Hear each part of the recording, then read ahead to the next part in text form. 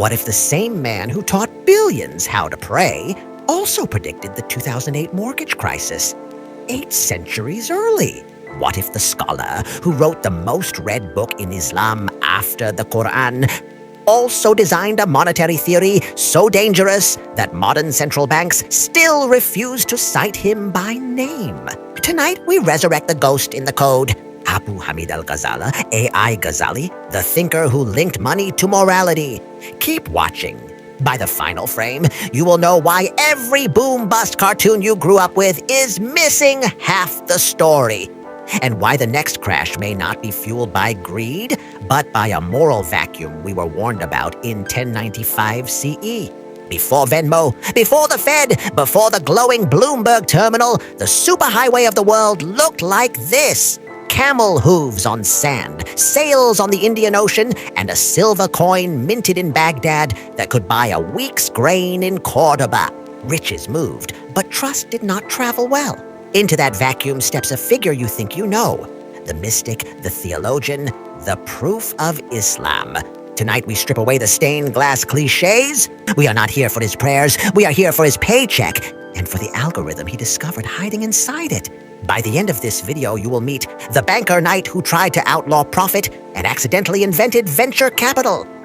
The caliph's palace party that ended with every courtyard carpet on fire because of a debate over futures contracts. The 1970s MIT computer lab that fed Ghazal's texts into an early neural net and watched the machine spit out a warning that sounds eerily like moral hazard. 3 takeaways, 1 open question, and a time-stamped roadmap so you can't look away. If you've ever wondered why the line between investing and gambling keeps shifting, smash that subscribe button for Cash Historian, where money's past writes your future. Comment Dirham if you're ready to follow the coin. 58 CE Tus Khorasan. A boy watches his father, a cotton spinner, haggle over thread prices that change 5 times before sunset. Young Ghazali learns 2 lessons that will bend history. 1 value is a conversation, not a number. 2, whoever sets the topic of that conversation owns the room. Fast forward, the orphan scholarship kid walks 400 miles to Nishapur, the Harvard of the Seljuk world. He studies fiqh, Islamic jurisprudence, where every legal case is a story about stuff. Who owes what, when, and why. But outside the ivory dome, the stuff itself is mutating. Caravans have grown so long that carrying metal is dangerous. Bankers in every city issue suftaja, IOUs redeemable hundreds of miles away. Credit is born, and with it, a moral migraine. Can you sell what you don't yet possess? Can tomorrow's wheat be priced today? And, most subversive of all, can profit exist without work? Ghazal's professors are split. The Hanafites say yes if the market is free. The Malachites say no if the crop is still in the ground. Our student keeps quiet, but copies both arguments into a notebook history will later title Al-Mustasfa, the clarification. He doesn't know it yet, but he is compiling the world's first spreadsheet of moral risk. 1091, the Nizamiya Madrasa, the Caliph's palace, needs a PR win. The Seljuk Sultan needs ideological glue for an empire stretched from Anatolia to Punjab.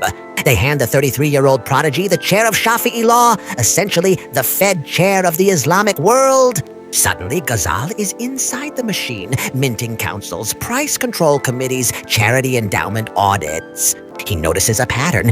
Every time the regime debases silver by 5%, prices rise 7%. Every time a governor issues forced charity coupons, the poor get cheaper bread. For 3 weeks, then grain merchants hoard. He writes private memos we still have in the archives. Price is a language. Tamper with its grammar, and people stop speaking truth. But the real spark comes from a scandal. The Samarra Silk Crash. A cartel contracts every loom in town to deliver silk in 90 days. They sell the bales forward, collect deposits, then bribe officials to ban foreign silk. Monopoly achieved? Prices double. Weavers, paid a fixed wage, can't afford the final cloth. Riot, the governor cancels the contracts. Investors lose everything. Credit freezes, 5 caravans turn back, a recession ripples across provinces. Ghazali is ordered to write the fatwa. Option A, enforce the contracts. People starve. Option B, void the contracts. Trust in paper collapses. He chooses option C, redefine the contract. He allows the sale, but only if 3 conditions are met. 1. The silk must exist. No short-selling the yet-to-be woven.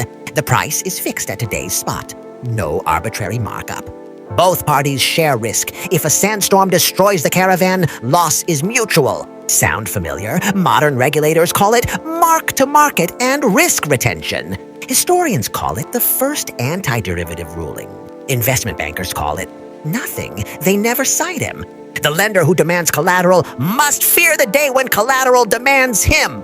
These lines will echo in translation from Cairo to Cordoba, then hop the Mediterranean into Latin scholasticism. Some historians trace Thomas Aquinas' just price theory to Dominican monks who read Ghazali via Iberian Hebrew translations. Unman's monetary sermon becomes Europe's subconscious. Every generation thinks it invents the bailout. 1120s, the Abbasids try a TARP-style purchase of bad copper coins, swapping them for new silver at 70 cents on the dollar. Result? Bankers simply wait for the next rescue. Moral hazard institutionalized. 2220s, the Mamluks experiment with forced debt forgiveness every 7 years. Merchants respond by raising interest up front. The poor pay more for shorter loans. 1971, the United States closes the gold window. Dollars become fiat, valuable by decree. Ghazali's ghost quote resurrected, "Money is memory." Each rescue assumes the problem is liquidity. Ghazali's diagnosis, the problem is amnesia. Society forgets that value is a moral agreement, not a physical stuff. Fast forward to 1975 MIT's Artificial Intelligence Lab. Grad student Jane E. Smith, real declassified, feeds an early OCR program the entire Arabic text of Ihya. She asks the machine to extract economic rules. The printout, still in the MIT archives, lists, "Do not sell what you do not own." Risk must be symmetrical. Money is memory. Smith's advisor, a monetarist, laughs. Cool poetry, irrelevant. They move on to build the first automated trading terminals. 1995, Nick Leeson sells Nikkei futures he does not own. Barings Bank collapses. 2008, AIG sells insurance, credit default swaps, on mortgage bundles it does not own. Each violation matches Ghazal's red flags with algorithmic precision. Coincidence? Maybe. But in 2019, the Bank for International Settlements, yes, the central banker's own think tank, publishes paper BAF 564 titled Trust Fragility in Digital Markets. Footnote 14, first Islamic citation ever. Ghazal. The mystic enters the Fed's footnotes. The same year, Bitcoin's market cap exceeds the M2 money supply of Brazil. The curves rhyme, price is a language. Debase the words, and civilization loses the ability to coordinate food, art, and shelter. Profit without risk is not profit. It is a loan from the future that history will collect with interest. Money is memory. Blockchain, fiat, or cowrie shell doesn't matter. If the ledger forgets empathy, the market becomes a meat grinder. Today, algorithmic stablecoins promise to eliminate human trust. Tomorrow, quantum computers may crack the cryptographic seal on every wallet. If value becomes pure code, who teaches the code to feel?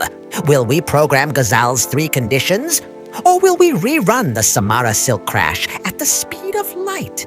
1095, a banquet for the Abbasid heir. Entertainers, poets, chess-playing automatons. Topic of polite conversation. Should the state guarantee profits? Courtiers laugh until the chief mintmaster proposes a radical idea. Let's issue copper coins plated with silver and declare by decree they are worth full dirhams. We can build a new observatory, pay the army, and keep everyone happy. Ghazala, present and silent, finally speaks. Money is memory. Coat copper with lies, and tomorrow even gold will be doubted. The room jeers. The Sultan's envoy rolls his eyes. 3 months later, the plated coinage circulates. 6 months. Shopkeepers weigh every coin. Prices quoted in old versus new. 9 months.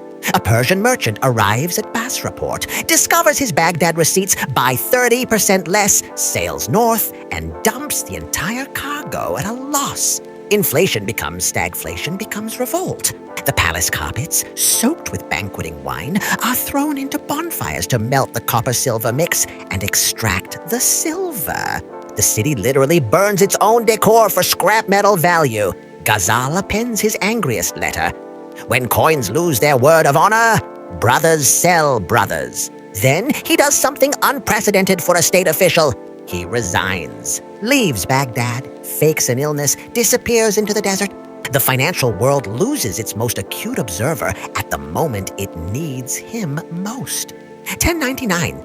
Crusaders capture Jerusalem. Western chronicles blame Saracen treachery. Eastern chronicles blame currency betrayal. Both are half right. The monetary chaos Ghazali predicted weakens caravan logistics. Local commanders can't pay mercenaries. Supply lines fracture.